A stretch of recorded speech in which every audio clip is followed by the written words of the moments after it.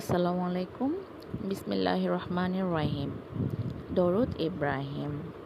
আল্লাহুম্মা সাল্লি আলা মুহাম্মাদিন ওয়া আলা আলি মুহাম্মাদ কামা সাল্লাইতা আলা ইব্রাহিমা ওয়া আলা আলি ইব্রাহিম ইন্নাকা হামিদুম মাজিদ। আল্লাহুম্মা বারিক আলা মুহাম্মাদিন ওয়া আলা আলি মুহাম্মাদ কামা বারাকতা আলা ইব্রাহিমা ওয়ালা আলে ইব্রাহিম ইন্নাকা হামিদুম মাজিদ।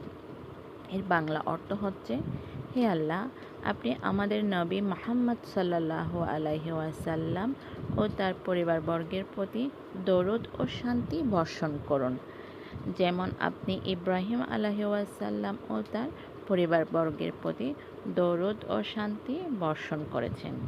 নিশ্চয় আপনি প্রশংসিত ও গৌরবময়।